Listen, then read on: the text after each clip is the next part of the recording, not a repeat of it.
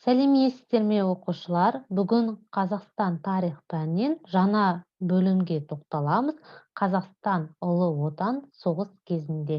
Ал сабақтың тақырыбы қазақстандықтардың Ұлы Отан соғысы шайқастарына қатысуы. Дәптерімізді ашып, бүгінгі сабақтың тақырыбын жазып аламыз. Зерттеу сұрағы Ұлы Отан соғысының қандай батырлары халық есінде сақталды? Сабақтың мақсаты қазақстандықтардың Ұлы Отан соғысына қосқан үлесін бағалау, Бауыржан Момышұлының батырлық тұлғалық қасиетін сипаттау. Жалпы сіздер не білесіздер? Екінші дүниежүзілік соғыс тарихымен таныстыңыздар. Оқушылар ең алдымен білімнің сайтын пайдаланып, қазақстандықтардың Ұлы Отан соғысы шайқастарына қатысуына байланысты бейнематериал көретін боласыздар. Ұлы Отан соғысы қалай басталды? Майданға қанша адам кетті? Қазақстандықтар қай шайқастарға қатысты? Ұлы Отан соғысына қатысқан қазақтың батыр ұл қыздары жайлы не білесің? Қанша қазақстандық партизан қозғалысына қатысты? Рейхстагқа жеңіс туын тіккен кім? Қазақстандықтар қандай медальдармен марапатталды? Осы сұрақтарға жауап іздейік. Ұлы Отан соғысы қалай басталды? 1941 жылы 22 маусымда Гитлерлік Германия соғыс жарияламастан КСРО-ға тұтқиылдан шабуыл жасады. Олар өздері алдын ала құрған Барбаросса жоспары бойынша КСРО-ны 6-8 аптаға жуық қысқа мерзім ішінде жаулап алуды көздеді. Майданға қанша адам кетті? Қазақстаннан майданға 1.200.000-нан астам адам аттанды. Шешуші шайқастар кезіндегі қазақстандықтардың ерлігі және олардың соғысқа қосқан үлесі зор болды. Қазақстандықтар қай шайқастарға қатысты? Мыңдаған қазақстандық Ленинград түбінде ерлікпен шайқасты.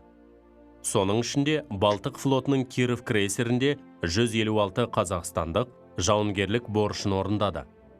Қазақстандықтардың жауынгерлік даңқы Мәскеу түбіндегі шайқаста шықты.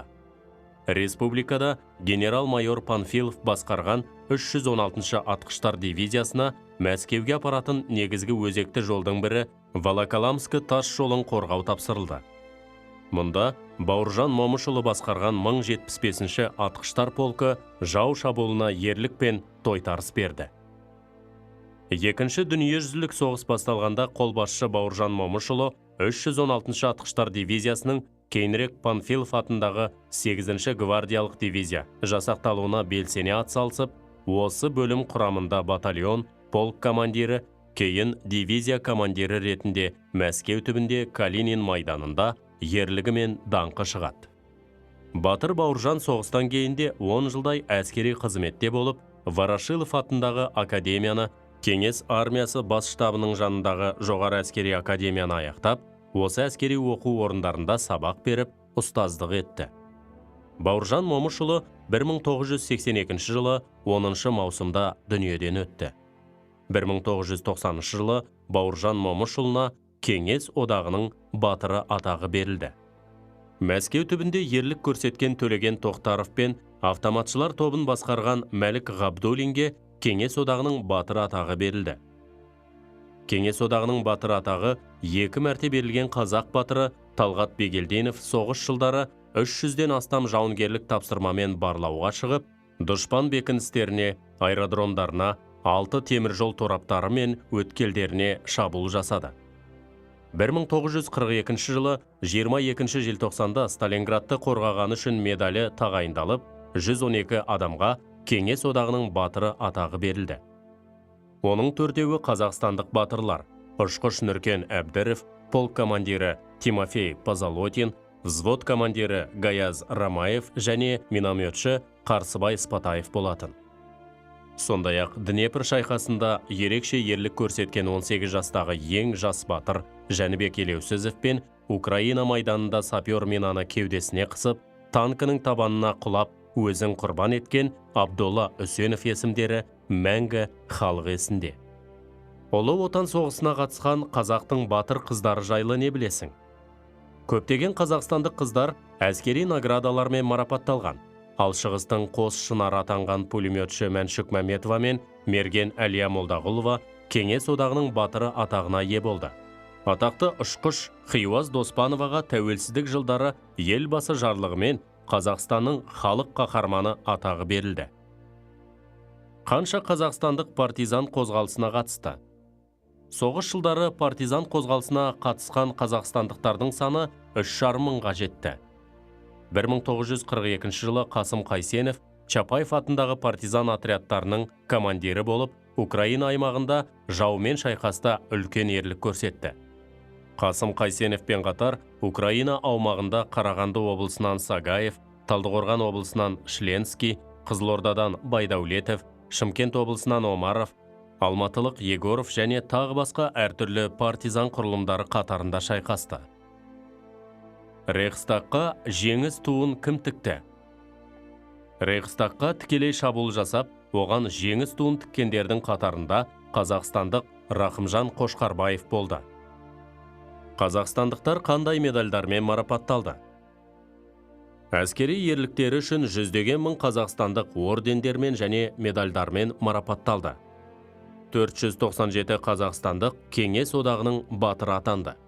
Бұл атақты 97 қазақ иеленді. Олардың ішінде қазақ қыздары Әлия Молдағұлова мен Мәншүк Мәметова бар. 4 қазақстандық ұшқыш Талғат Бегелдинов, Леонид Беда, Иван Павлов, Сергей Луганский Кеңес одағының батыры атағына 2 рет ие болды. 1990 жылы 11 желтоқсанда көрнекті қолбасшы Бауыржан Момышұлына да осы құрметті атақ берілді. Даңқ орденінің толық иегері атағына 110 қазақстандық ие болды.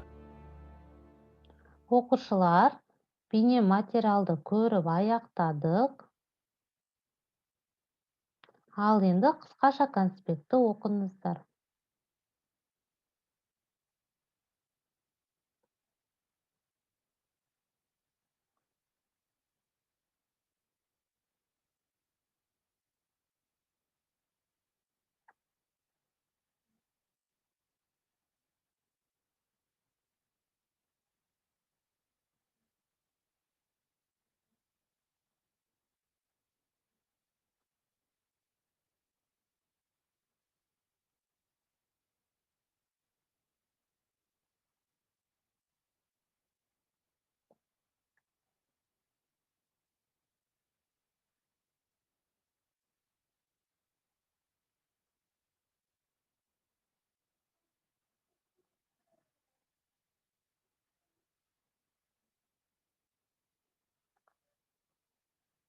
Оқушылар, егер қысқаша конспектті оқып болсаңыздар, тапсырма орындайық.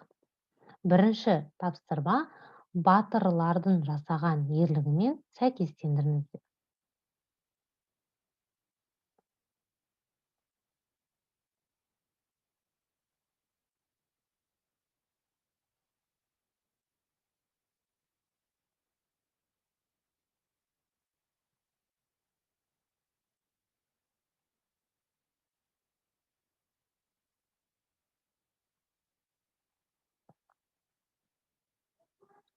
Бірінші тапсырмамызды орындап болсақ, екінші тапсырмамызды орындайық. Екінші тапсырма тест, яғни берілген сұрақтарға дұрыс жауапты таңдап қоясыздар.